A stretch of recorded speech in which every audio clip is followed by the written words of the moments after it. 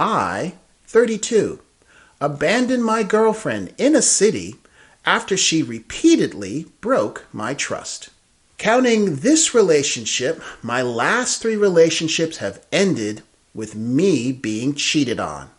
Welcome to my luxury coach ride straight to hell. I'm Magic, and this is Magic's Monologue. In today's episode, I'm going to cover a perfect example of why so many of you guys get crapped on. And I'm sorry, many of you deserve it.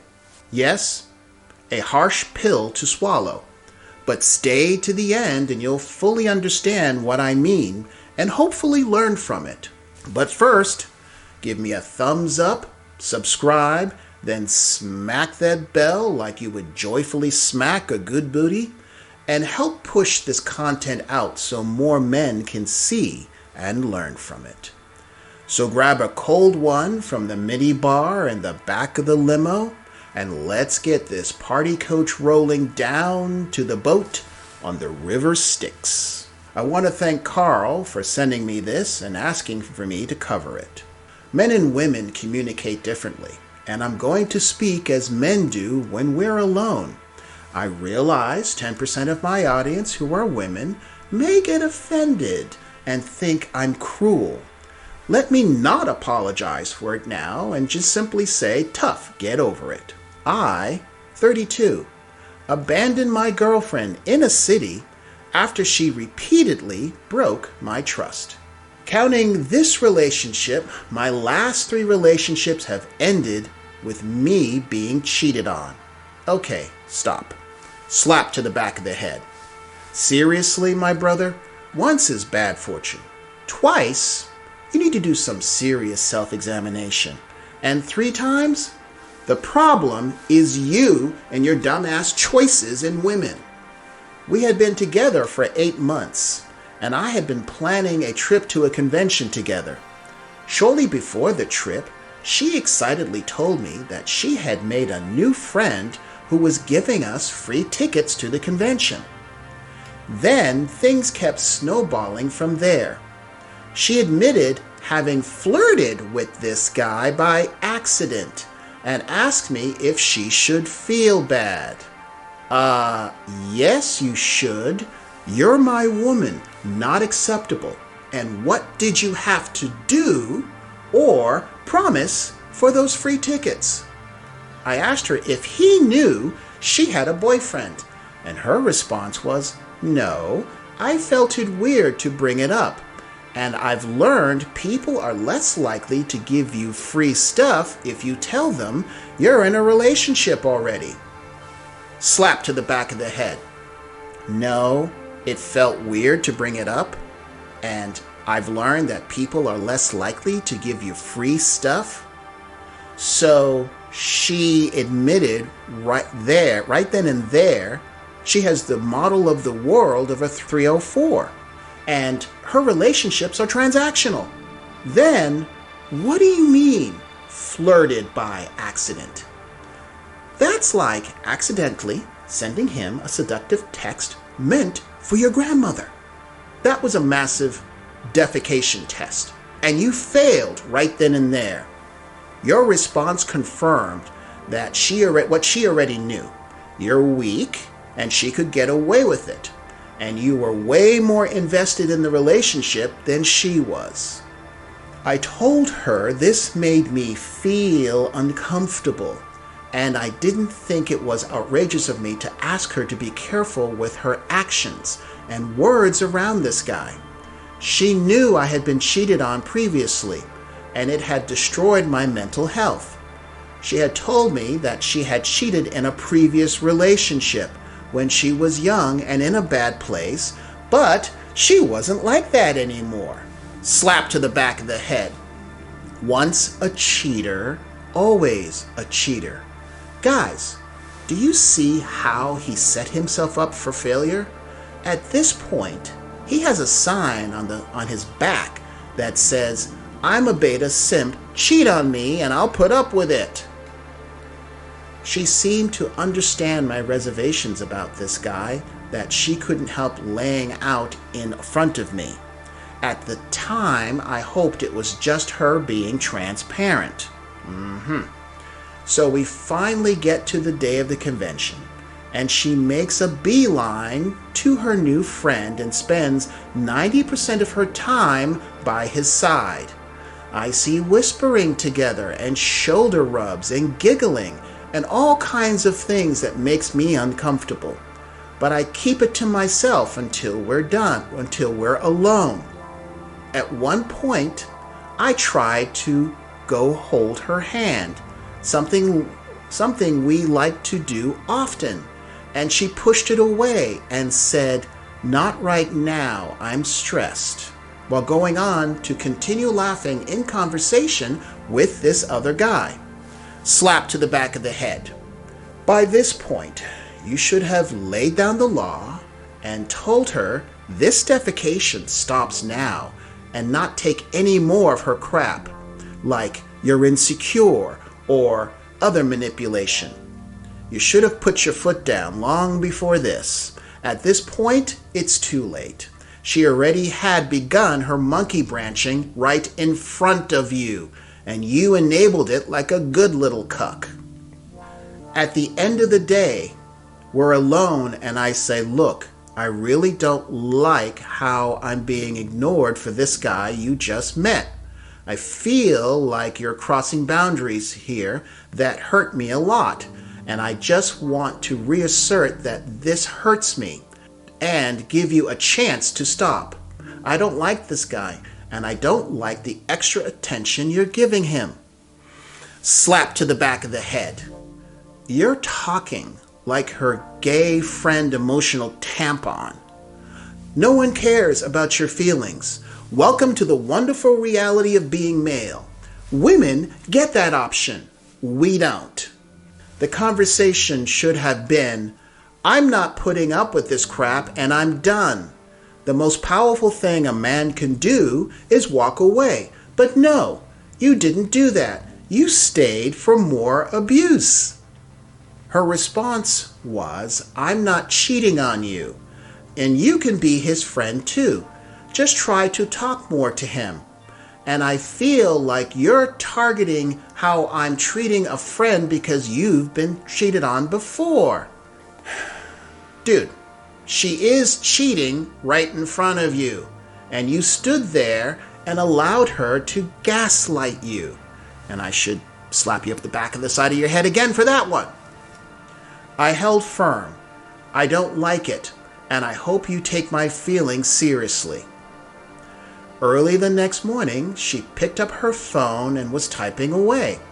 I pretended to keep my eyes closed in sleep, but I could see she was texting this guy, saying how we had a fight and she felt stressed, worthless, and scared.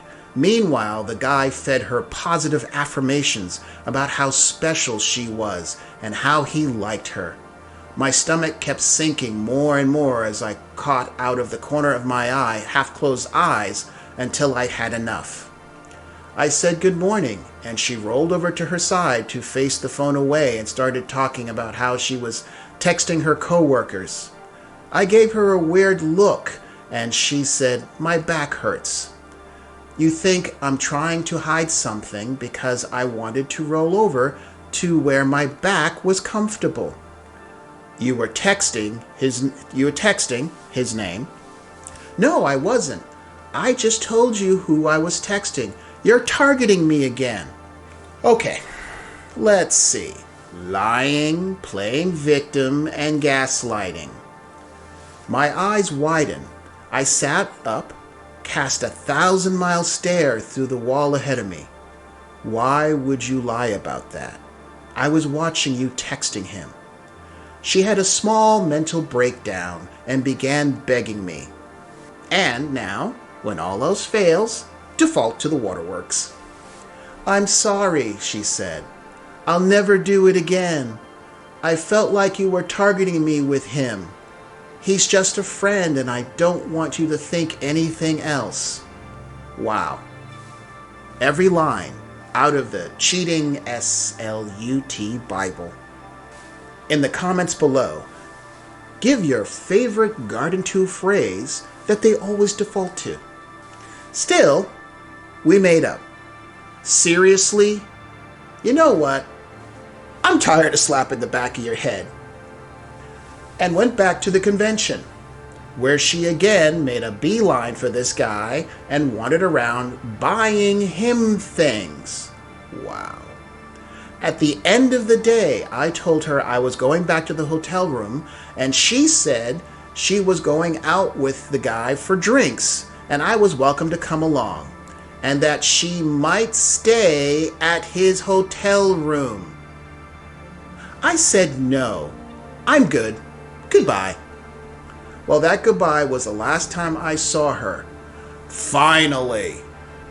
I went and packed my stuff and drove back home several hours away. At 5 a.m., she realized I had left and called me, freaking out that I abandoned her. Take note. Notice the manipulation here? Guys, how she turns it around and she's the victim? Once again, women and accountability. I told her to enjoy the rest of the trip, but there was nothing else in it for me, and that all her stuff was still in the room her ex-boyfriend, me, had paid for. I also told her if she critically needed a ride home, I'd pick her up. There you go again, with that nice guy crap. This is why women take advantage of you. No, the comment should have been, let your new boyfriend drive you home. I also told her if she critically needed a ride home, I'd pick her up. Not as her boyfriend, but only out of necessity. Her new friend would likely be able to drive her anyway. Here, she bashed me for abandoning my girlfriend with no place to go. I listened to a lot of crying and begging, but held firm. I've seen this story play out several times before. I no longer cared. It's hard to describe how I feel now. It's very hard to trust people without expecting hidden motive or something beyond my vision happening that would hurt me. I feel like I was right in finally putting my foot down, and every close friend I talked to about this told me I did the right thing and shouldn't put up with that activity. But still, sometimes I have nagging questions about if I overreacted or if I was too sensitive, if there's some way I could have done better, if I was an asshole somehow. Let me know, right? I like reading these stories because seeing what other people have gone through gives me clarity during the times I was recovering after being cheated on. Hopefully, this story can do the same for someone. Okay. Bro, I'm truly sorry for what happened, and you need to take accountability that your female picker is broken. You need to find a male therapist, do a deep dive into why you're attracted to lying, cheating, manipulative, WHORE, aka garden tools, aka 304s. You are the one who picked her, then proceeded to bend over, and then wonder why you always get fornicated. Now, I don't know, and here is my suspicion. You're the son of a single mom, or if not, your mom ran the relationship with your dad and not the other way around.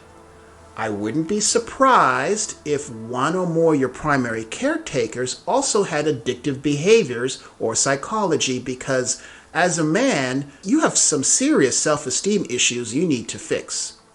Seriously, my brother, you need to address this before you get into your next relationship. In the comments below, give this brother some support and advice. I want your personal stories to share. If you see an article online and you think I should cover it, send me the whole article and the link, just in case it's not there by the time I get to it. Send it to stories@magicsmonologue.com. This way others can learn from your victories, joys, and defeats, as we work to not only support each other, but to help each other become better men. As of late, this platform has been a bit hostile to men's channels as they seek to silence your voice. Therefore, I want to personally thank you for the thumbs up you gave me, your smart choice to subscribe for future videos, and sharing this everywhere, and your feedback in the comments section. This is the best way to spit into the eye of the algorithm defiantly. If you have a moment, stop by the community tab on my page and vote on my survey, should I keep or ditch the bow ties. In doing so, you are certainly helping to educate other men and definitely piss off a Karen near you. Until next time. Thank you for watching. Before you leave, check out my other videos.